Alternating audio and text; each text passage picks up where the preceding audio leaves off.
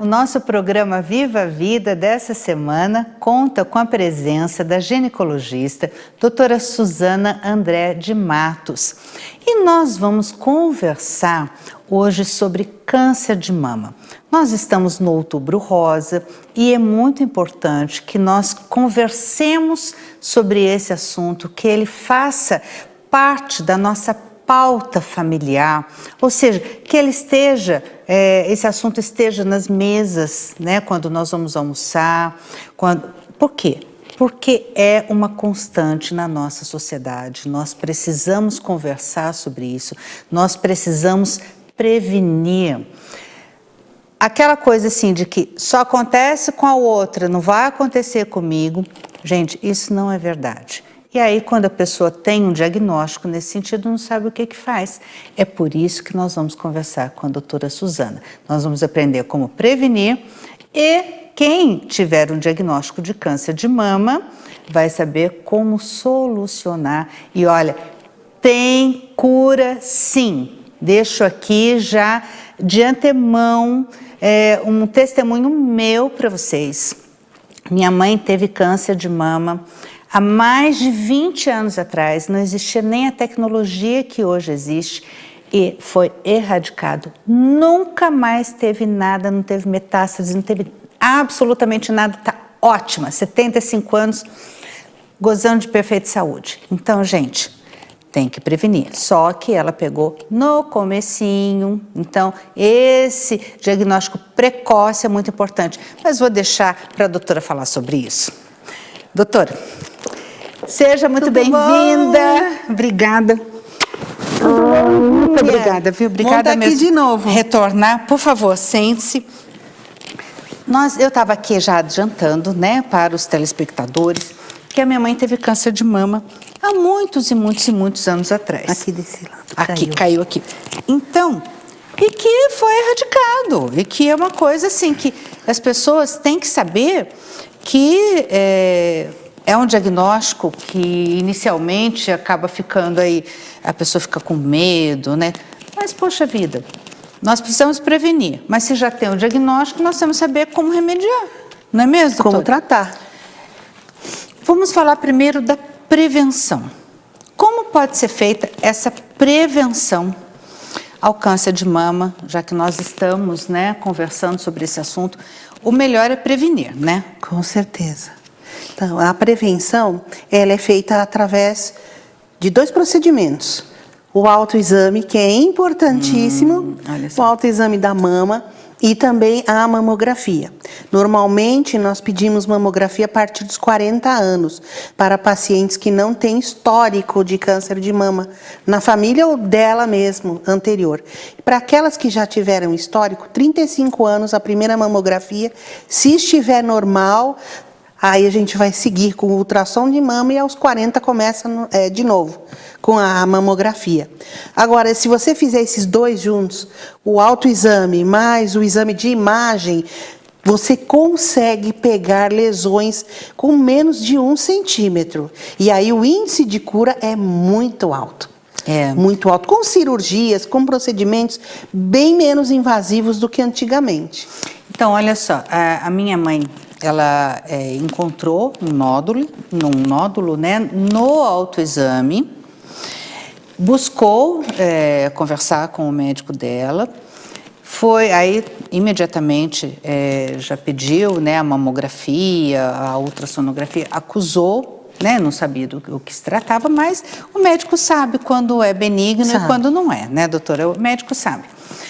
E tinha menos de meio centímetro. Então, foi muito precoce.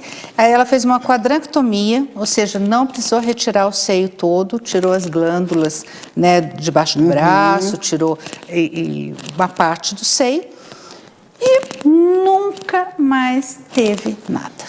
Ela fez a cirurgia, já resolveu o problema.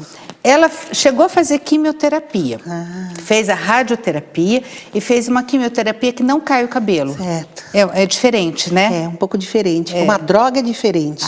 Então, não caiu o cabelinho dela, nem nada, entendeu?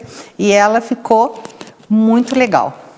Então, e o exame de mama, que é o autoexame, todas as pacientes deveriam fazer todo mês.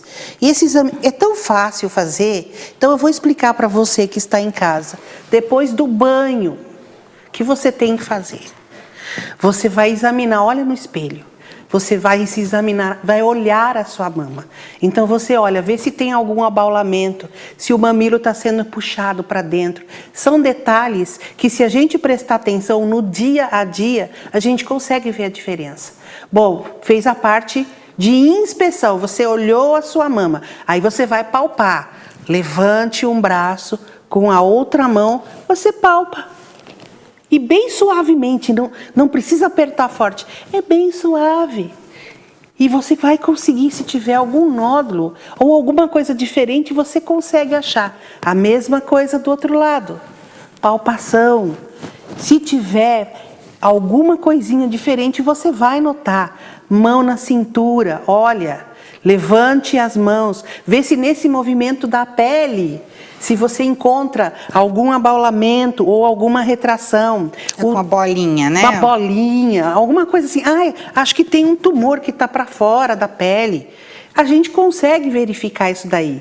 Então, todo mês, após as mulheres que menstruam, após a menstruação, é bom fazer o autoexame. Com o autoexame, a gente consegue encontrar muitas lesões. Nem toda lesão que a gente encontra na mama é câncer, né? Tem muitas mulheres que ficam apavoradas. Eu estou com um caroço, achei um caroço. Mas nem todo caroço, nódulo, é câncer.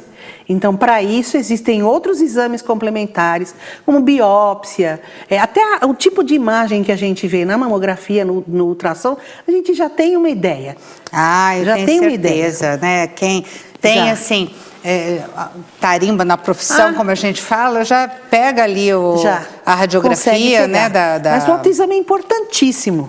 Ah, com certeza, é como eu falei, minha mãe há mais de 20 anos, nem tinha a tecnologia que tem hoje e já fez todo o procedimento correto, rápido, né? E conseguiu, graças a Deus. Foi erradicado, não teve metástase, não teve nada, absolutamente mais nada, mais nada. Mas eu fiquei com uma dúvida, doutora. E quando o mamilo está coçando, é também sintoma de que pode ser câncer? Geralmente não. O que foi aquele que a Patrícia Pilar teve? Lembra que ela passou nas redes sociais, que o mamilo coçava e aí podia, o dela era um câncer que estava atrás do mamilo, salvo engano. Tem o carcinoma ductal, né? Mas agora eu não me lembro se um dos sintomas dele é esse prurido, essa coceira. Nós temos o carcinoma inflamatório também, que é muito agressivo. E ele pode começar como uma mastite, uma inflamação da mama. A pele fica um pouquinho alterada e pode dar um prurido, uma coceira. Mas também nem toda coceira está relacionada mas tem que buscar um com médico, câncer, né, mas doutora? tem que... Agora, se apertar o mamilo e sair alguma secreção, sai secreção correndo. clara, não. Não. Não. Aí que tá que as mulheres ficam apavoradas também, lógico, né? Uhum. Mas a secreção clara, hialina, como se fosse uma água transparente, ou até assim leite, tipo leitosa, ou mesmo às vezes esverdeada, é do ducto da mama. Agora, sangue tem que procurar. Entendi. Apertou, saiu o sangue, secreção sanguinolenta, tem que correr. Então, a minha pergunta para a doutora é o seguinte: as mulheres que não menstruam mais, elas precisam continuar fazendo o autoexame ou não precisa mais? A gente já volta.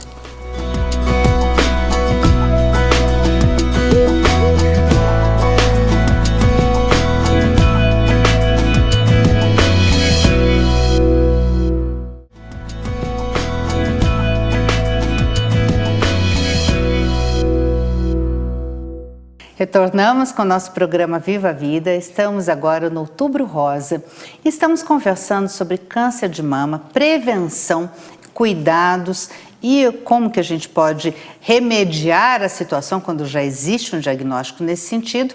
Estamos conversando com a ginecologista, doutora Suzana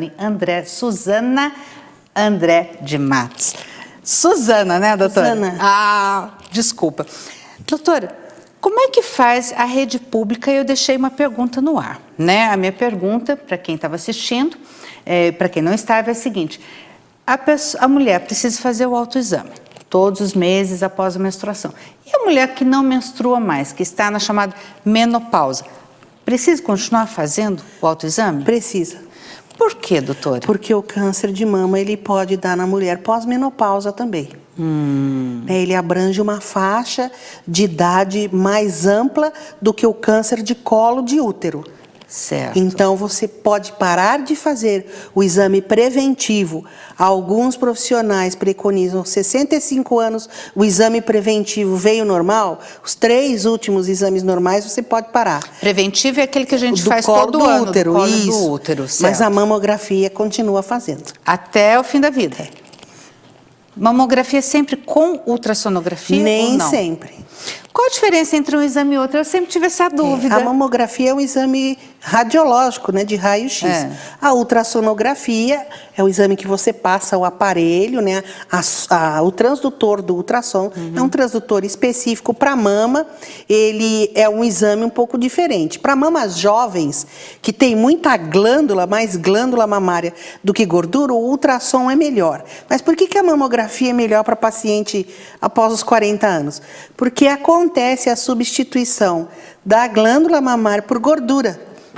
Então, a mulher vai envelhecendo e a sua mama ela vai mudando também a sua arquitetura. Então, eu vou ter uma mama com mais gordura do que glândula, uma mama menos densa. E aí é melhor na mamografia, que é o raio-x. Agora, as mamas mais jovens, as mamas mais densas, com mais glândula mamária, o melhor é o ultrassom.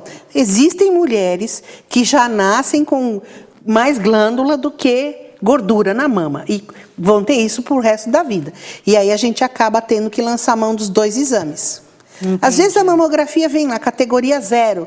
O 0 é quando você não consegue avaliar uma mama muito densa ou então alguma lesão que o médico que viu o exame, que viu a chapa, ele identificou, mas ele não soube caracterizar, não deu para caracterizar a imagem.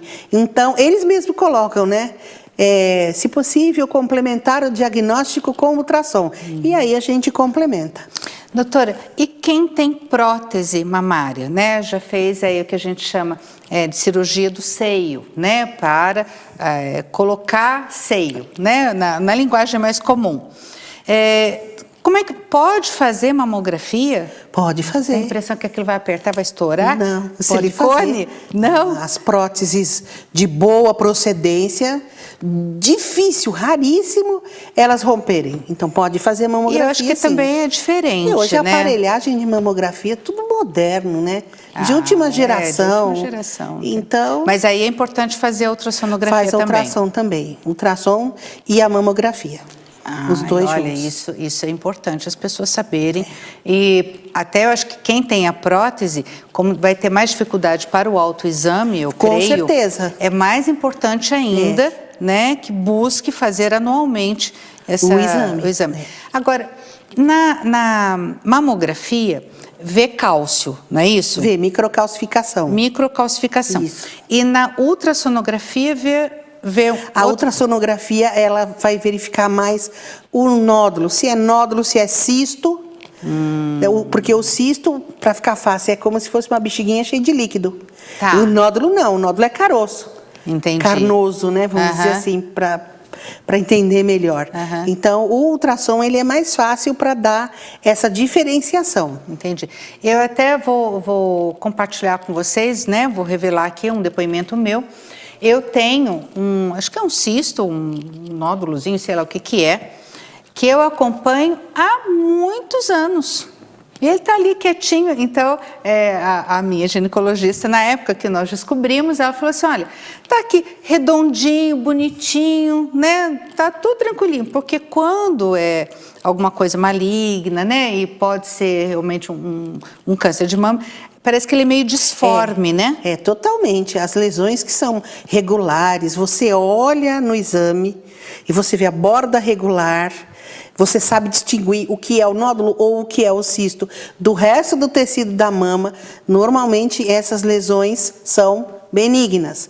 Agora, aquelas mais irregulares, disformes mesmo, que não tem uma forma definida, elas são mais para o lado maligno. Entendi. Então, se você tem um problema como eu tenho, é importante o exame anual. Acompanhar anualmente. Eu faço anualmente, assim, impreterivelmente.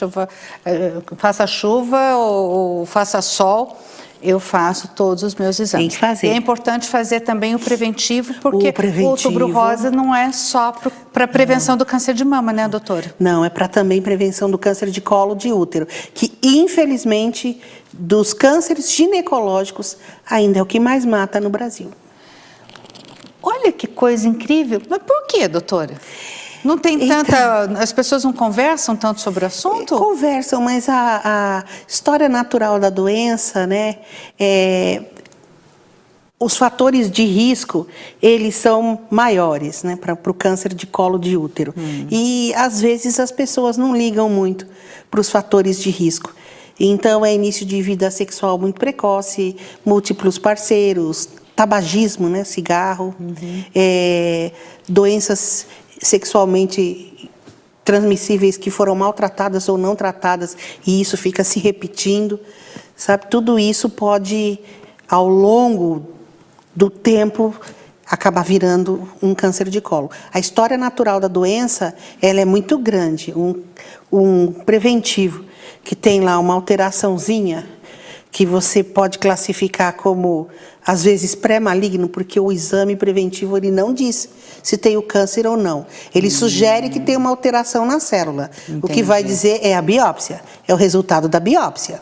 Aí a gente encaminha para a biópsia, quando tem dúvida. Né? Entendi. Só que a história natural, para uma lesão dessa, que a gente pode falar, é pré-câncer, até realmente ser um câncer, pode até demorar de 5 a 10 anos, né?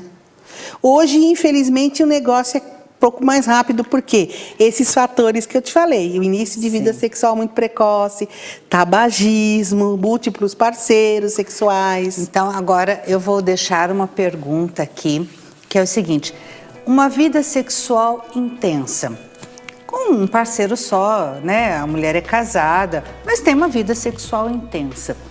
É fator de risco também para o câncer do colo do útero ou não? Fica aí que a gente já volta.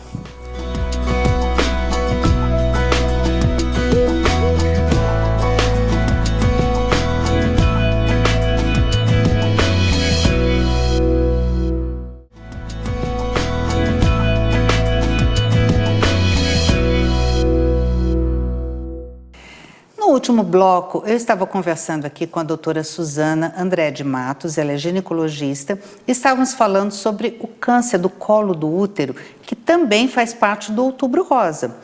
E ela colocou alguns fatores de risco, como a vida sexualmente desregrada, digamos assim, múltiplos parceiros e doenças venéreas mal curadas, né, que são como é que fala, repetição. Doutora? De repetição, né, doutora? Então, gente, e eu deixei a pergunta assim: a mulher que é casada, mas ela tem uma vida sexual ativa com o marido, né? Ela também tem o risco de desenvolver câncer do colo do útero? É mais raro, mas pode acontecer. Eu já vi acontecer, mas é bem mais raro. Mas isso é sempre assim, qual a idade da mulher, mais ou menos, que ele costuma aparecer? Hoje em dia, a gente já pode ver paciente com preventivo alterado, 16, 17, 18 anos. Meu Deus! Não, fiquei agora... É por causa dos fatores de risco, né?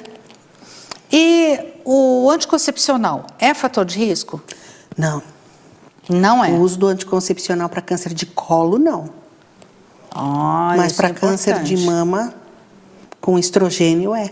Sim, mas aí não é precoce, não é nessa idade que desenvolve, né? Não. Né? Porque a gente também... Não. Quando eu me formei em 88.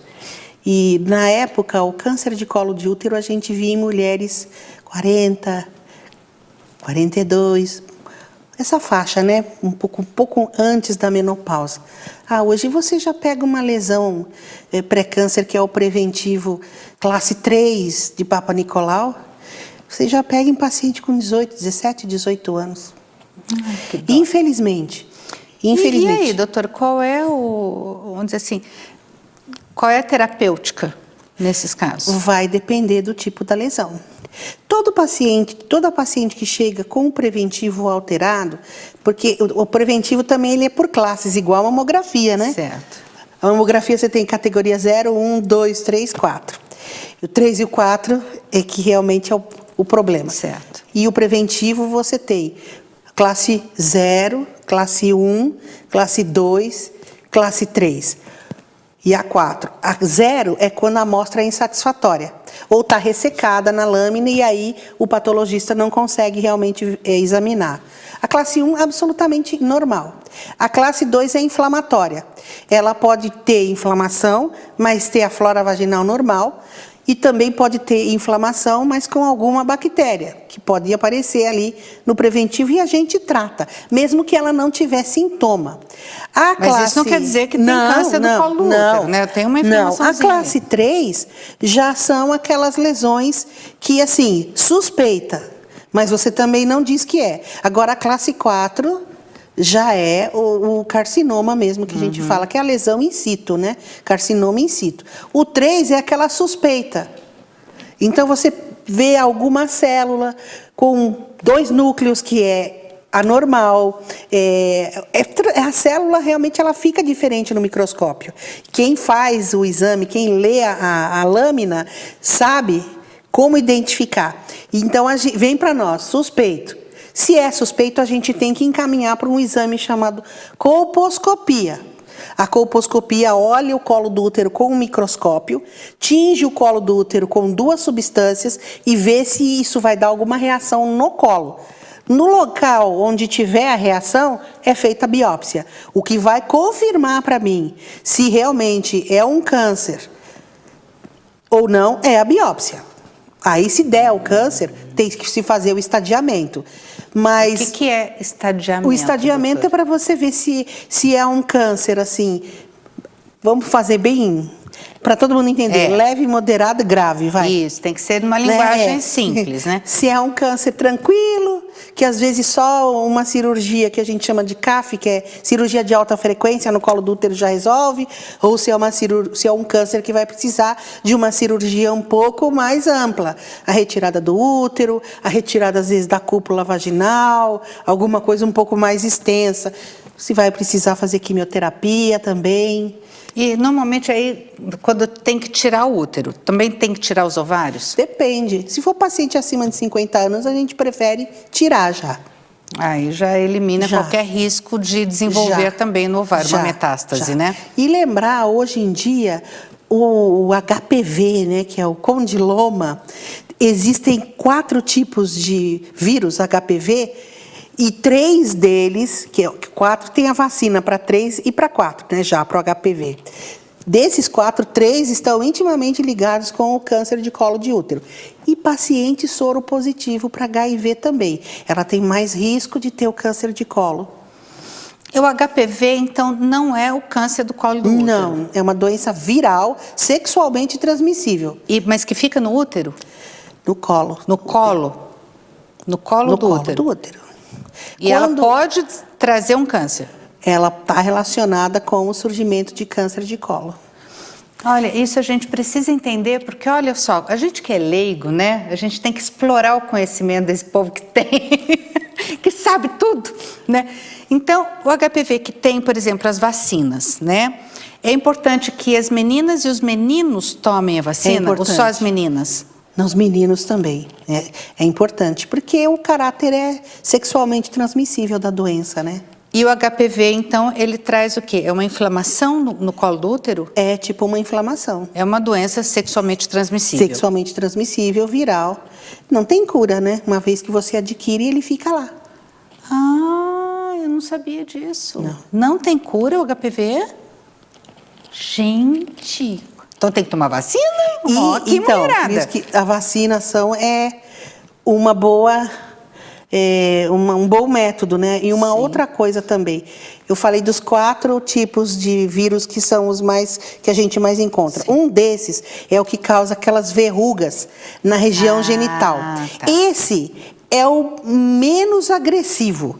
Esse não está relacionado com câncer de colo de útero, porque às vezes a mulher vem no consultório ou no posto de saúde, eu tô com uma verruga, e fica desesperada achando que já está com câncer.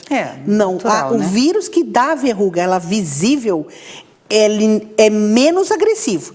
Então, dificilmente a gente vai ver essa paciente desenvolver um câncer de colo. Agora, doutora, assim, para a gente sintetizar, se primeiro fazer o exame, o autoexame da mama, fazer a mamografia. Pelo menos a ultrassonografia, se for o caso, né? E a ultrassonografia... O exame preventivo. O exame preventivo e a ultrassonografia A ultrassonografia transvaginal, a gente pede mais para ver o tamanho de útero, se tem mioma, se não tem, certo, ovários. Certo. Mas então, pelo menos o preventivo. O preventivo é essencial para prevenir o câncer de colo de útero. Um exame tranquilo para se fazer, é menos de 1 minuto para se colher o exame. Aí você colhe o material do colo do útero, na rede pública, inclusive esse mês de outubro, todos os postos de saúde vão ter um dia, pelo menos onde eu trabalho vai ter, que é só para coleta de preventivo e solicitação de mamografia. Então, aquelas pacientes que faz 3, 4, 5 anos, que não vão ao médico, não tem exame, aproveite, procure o PAMO, né, o postinho do seu bairro, e veja qual o dia que vai ser o dia da prevenção para você fazer pelo menos esses 2 exames. E isso você já vai estar ajudando em muito a você mesma prevenir esses 2 tipos de câncer, o de mama e o de colo de útero. E não só a si mesma, né, doutora? Ajuda toda a família, porque... Com certeza. Eu imagino o desgaste emocional, o custo emocional da família, não só da mulher, mas da família toda, que às vezes ela é arrimo de família. Se ela cai, cai tudo junto. Todos. Entendeu? Então, tem que cuidar, assim, de si e daqueles que ama, né, se prevenindo com esses exames que, inclusive, existem na rede pública. Doutora, podemos fechar? Tem mais alguma observação? Não, podemos fechar. Então, pode deixar a sua mensagem, por favor, para todas as mulheres que, como nós, não têm problema nenhum, mas que são inteligentes, que se previnem, fazem os exames anualmente, e aquela que já tem algum problema. Faça a sua rotina anual. Não deixe de fazer. Não pense que porque você está bem, não está sentindo nada, que você está livre. O exame preventivo, tanto de mama como de colo de útero, os 2 são essenciais para que a gente possa realmente manter a nossa saúde em dia. O apóstolo João, São João, né? Aquele que declinava a cabeça no peito de Cristo, numa de suas cartas, ele fala o seguinte, ele fala para um homem, porque ele escreve a carta para um homem, mas eu vou falar para as mulheres.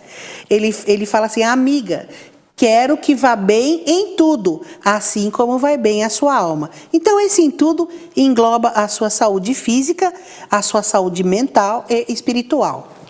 Muito bem. Olha que fechamento maravilhoso. Doutora, muito obrigada novamente. Eu que agradeço. Que delícia você um prazer estar aqui com você. Olha, muito bom, fofa, alegria, né? E nós é que ganhamos o presente. Olha quanto conhecimento essa mulher distribuiu para a gente aqui. E, por favor, multipliquem esse conhecimento para todas as pessoas que você ama e que você conhece e que querem que fique sempre bem. Isso mesmo. Doutora? Um grande beijo para vocês. Até semana que vem. Fiquem com Deus.